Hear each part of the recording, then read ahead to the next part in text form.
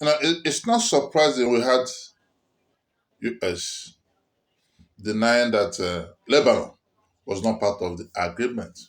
But Iran had come out to say openly, Lebanon is part of the 10-point agreement Israel and US stepped into.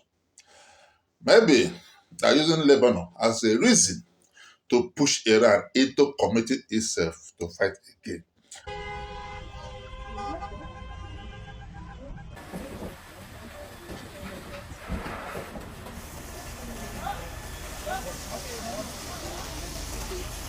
And Iran didn't waste time because Iran had already spoken. America broke 3 points, 3 points in that particular 10 points plan. And they're holding Israel responsible for that.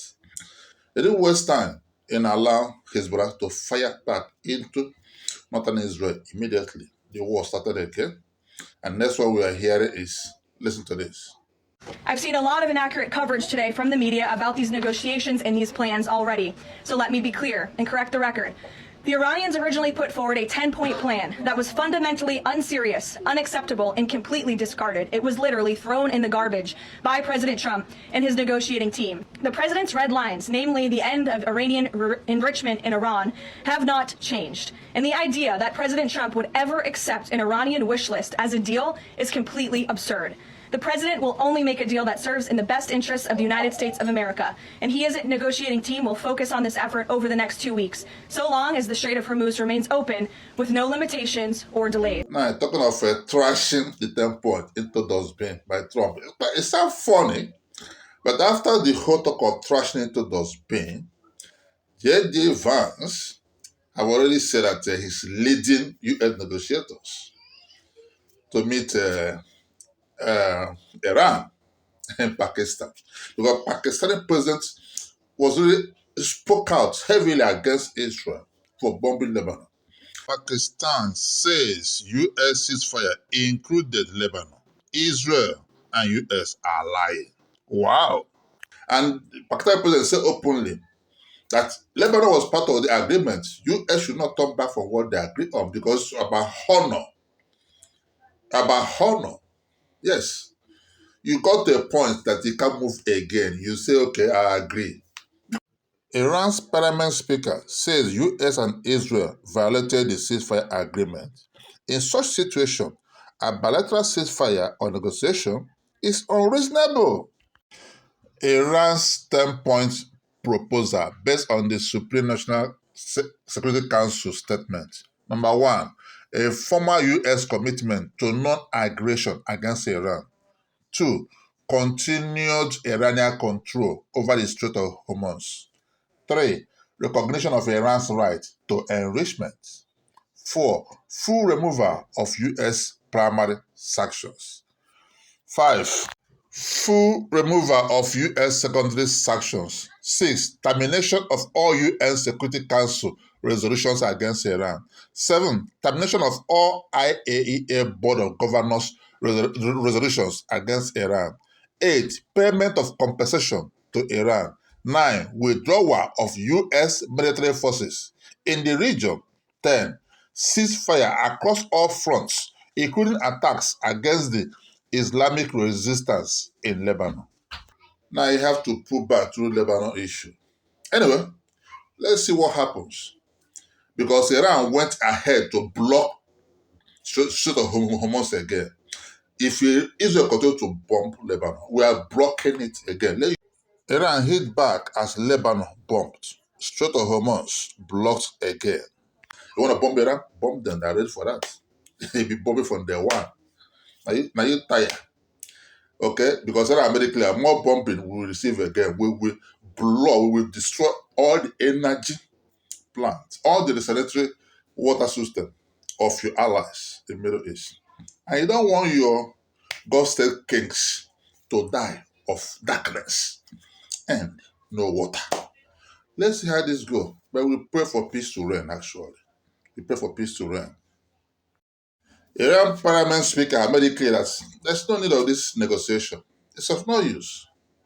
Iran parliament speaker says US and Israel violated the ceasefire agreement. In such situation, a bilateral ceasefire or negotiation is unreasonable. Yeah, even though J.D. Vance is preparing to go for the negotiation, he said that America have broken three key points in that particular temporal agenda they agreed on. They don't break it and start coming on. They don't negotiate under pressure. They are warned that from the beginning. There's no point now coming behind to beg, let us continue negotiation when you have broken it. Address those things you break first. These are key points. And I made it clear, Iran media says IRGC plays sea mines instead of Hormuz. Since you want war, we are ready for it. But if you want peace, we are ready for diplomacy. From day one, we enter diplomacy with you. You bump us. Day two, we enter diplomacy with you. You bump us. Now again, we say we're not coming to diplomacy again. Everybody pleaded, we are here again. You still continue the same character. It's the same thing. We're hearing of trashing the 10 agreement into dustbin. I've seen a lot of inaccurate coverage today from the media about these negotiations and these plans already. So let me be clear and correct the record. The Iranians originally put forward a 10-point plan that was fundamentally unserious, unacceptable, and completely discarded. It was literally thrown in the garbage by President Trump and his negotiating team. The president's red lines, namely the end of Iranian enrichment in Iran, have not changed. And the idea that President Trump would ever accept an Iranian wish list as a deal is completely absurd. The president will only make a deal that serves in the best interests of the United States of America, and he and his negotiating team will focus on this effort over the next 2 weeks, so long as the Strait of Hormuz remains open with no limitations or delays. And you still come back from behind. Let's negotiate. Who does that? Who really does that? That's the question. People should start asking. As honor in words. When words of men become trash, then what do you hold on? Faith is based on things unseen. You don't see it, but you believe in it. But when you cannot hold your words, how do nations believe in you? That's the issue there happening now. You know, a lot of things have been proven here, but we just pray that this war stop.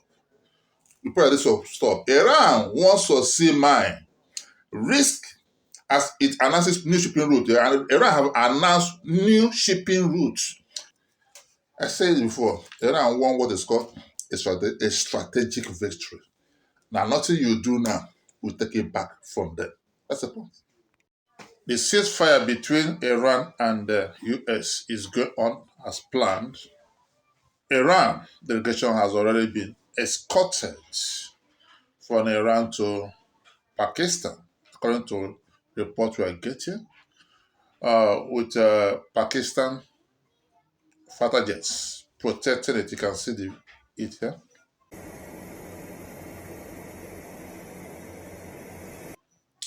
Now, the reason for this is to avoid any issue that may disrupt that particular negotiation.